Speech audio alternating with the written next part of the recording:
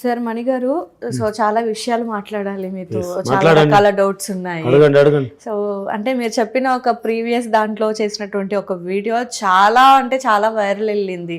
So మరొక్కసారి Yes. ఆ doubt మా ఈ భారతీ టీవీ వీక్షకుల కోసం అడగబోతున్నాను. అడగండి. సో ఏంటి అని అంటే డబ్బుల విషయం.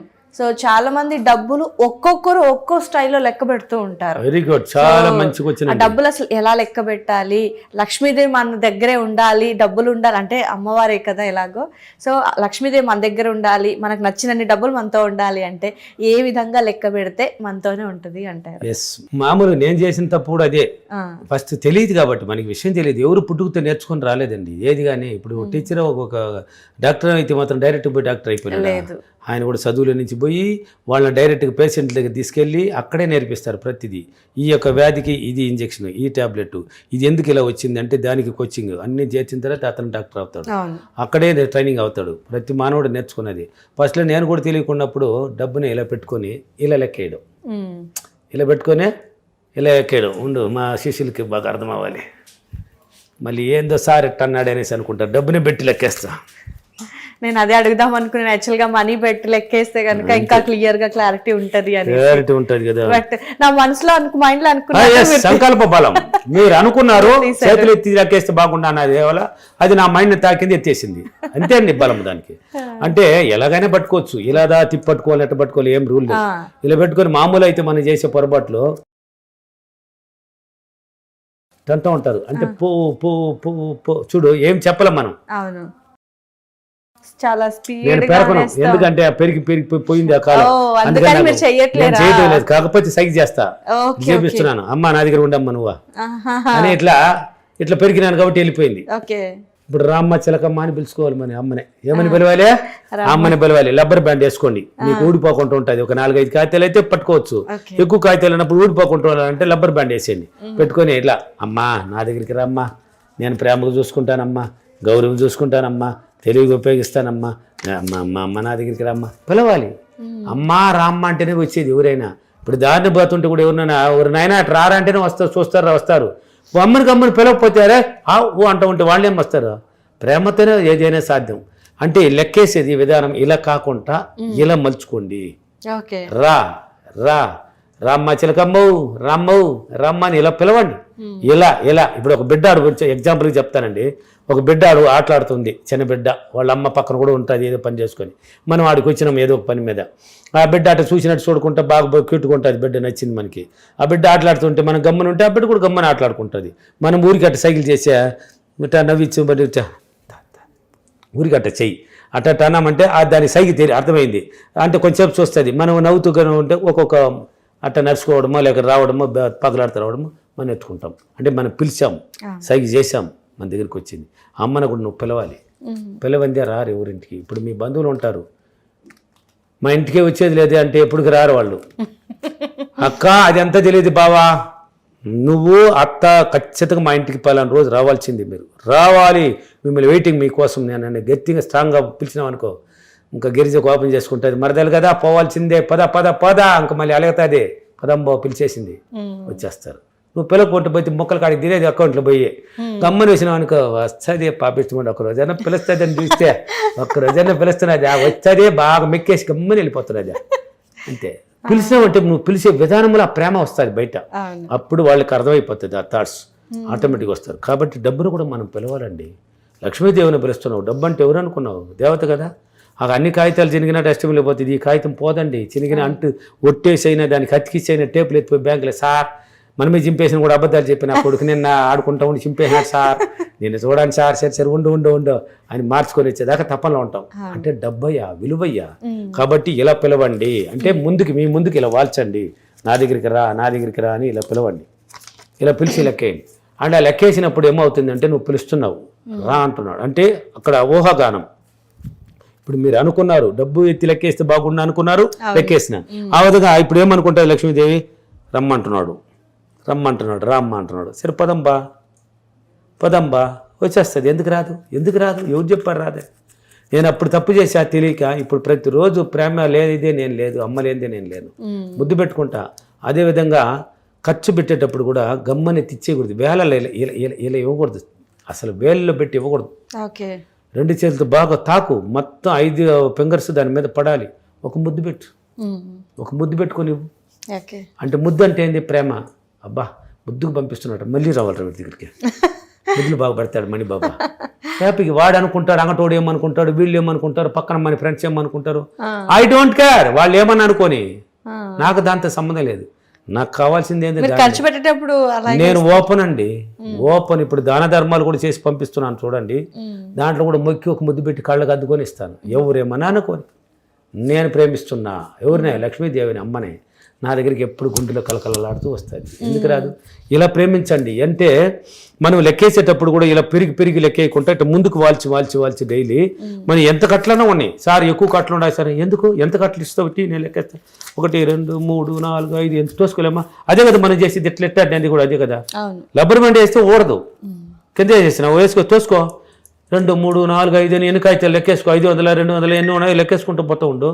అలా ఎప్పుడైతే నువ్వు పదే రా అని పిలుస్తావో నీ దగ్గరికి రావడానికి సిద్ధమైపోతుంది. అంటే డబ్బుని ప్రేమించేది.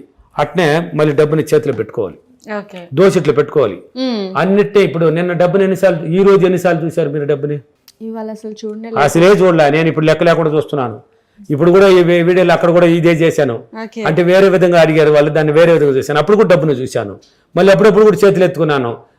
ఇలా వేరే వాళ్ళు మా వాళ్ళు అడిగితే దానికోసం డబ్బులు, అవునా నా చేతులు ఎంత ఉంది అని అప్పుడు కూడా ఎత్తి దాన్ని చూసుకొని, లేదు రేపు ఇస్తాను మీకు, రేపు పంపిస్తాను నా అకౌంట్లో ఎంత ఉంది అటు ఊరికే డబ్బులు చూడడం నాకు. అలా అంటే పెట్టుకొని పనికిరాని దాన్ని అంతా చూస్తుంటాం మనం. ఎక్కువ ఆకర్షణ శక్తి ఏర్పరుస్తుంది పనికిరాంది. డబ్బుని ఎక్కువ సార్లు చూడండి, మీ జోబులో పెట్టుకోండి, బ్యాగులో పెట్టుకోండి, ఖాళీగా ఉన్నప్పుడు కూడా పెట్టుకో, ఊరికే చూసుకోక ముద్దు పెట్టుకో, అటు ముద్దు పెట్టుకో. ఇలా పెట్టుకొని ఇలా చూడాలి, డబ్బుతో మాట్లాడాలి. పెట్టుకొని అమ్మా నువ్వు నా ఇంట్లోకి రమ్మా, నా దగ్గర ఎప్పుడు ఉండమ్మా, నేను ప్రేమగా చూసుకుంటానమ్మా, గౌరవం చూసుకుంటానమ్మా. డబ్బుతో మాట్లాడితే కదా. పనికిరాని వాళ్ళతో రామక్క సుబ్బక్కలు కూర్చొని రోజంతా బాధాకర గుమ్మంటే గుమ్మతంలా పక్కింటి వాళ్ళతో మీరా ఎవరైనా దొరికినారంటే దారిలో కూడా అర్జెంట్ పని మీద పోతుంటే కూడా నిలబడి ఊరికి అతను కుమ్ముడని అమ్మడో వేసుకో, కుమ్ముడో వేసి నిలవని కుమ్మడం మీరా. ఆ కుమ్ముడు ఏంటి? డబ్బుతో కుమ్మండి అమ్మే.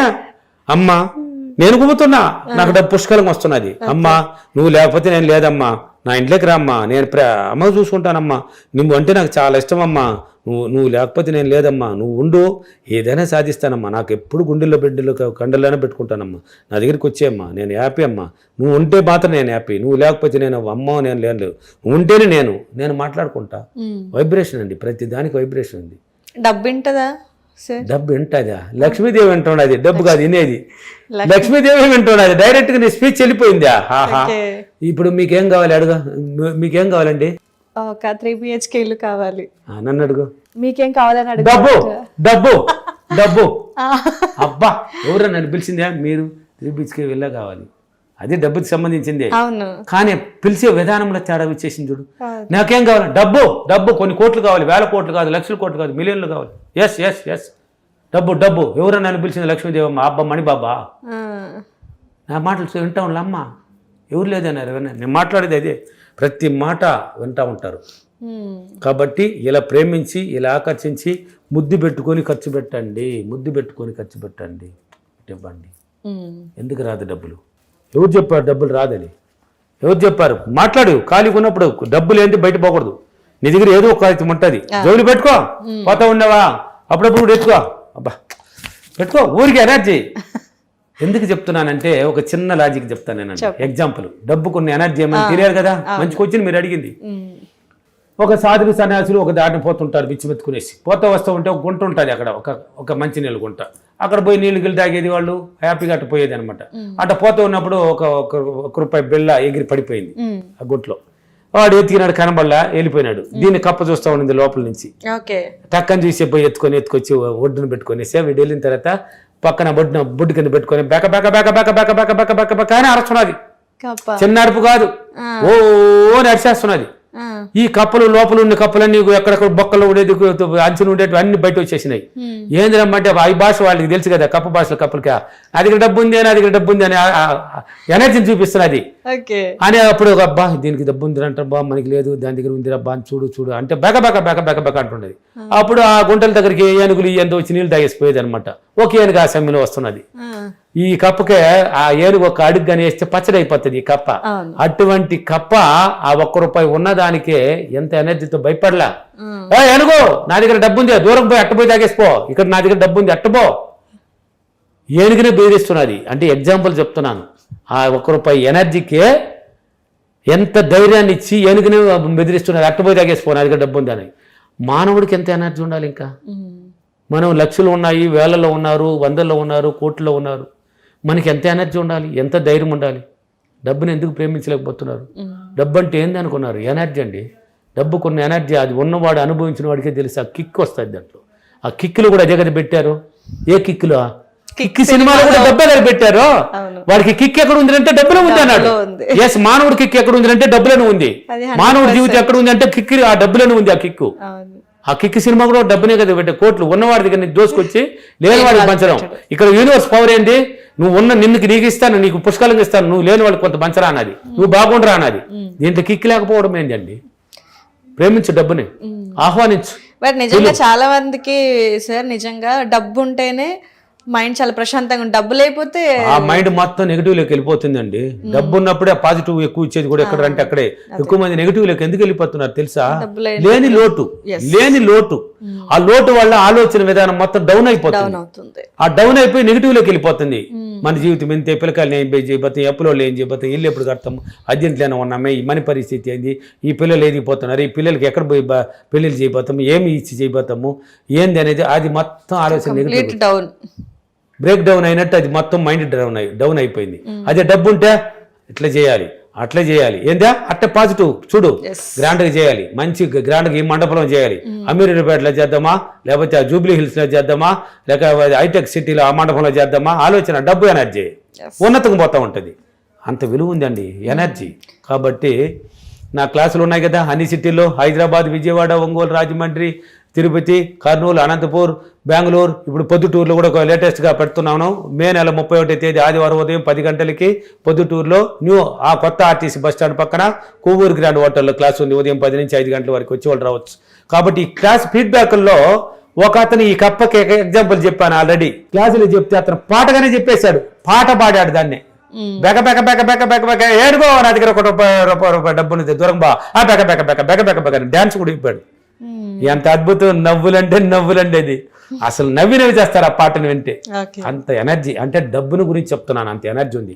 అంత ఎనర్జీ మానవుడికి ఉండాలి. డబ్బు ఉన్నప్పుడే ఎనర్జీ. కాబట్టి డబ్బుని ఇలా ప్రేమించండి, ఎప్పుడు పిలవండి, ఎప్పుడు ముద్దు పెట్టండి, ఎప్పుడు అమ్మకు ఒక నివాసం ఇవ్వండి. డబ్బును కూడా ఇంట్లో పెట్టుకునేటప్పుడు నెట్గా పెట్టుకోండి. ఎక్కడెక్కడ మతింపు, గౌరవం లేని చోట ఉండదు. మళ్ళీ ఎక్కడంటే అక్కడ పడేయకూడదు అని చెప్తున్నాను.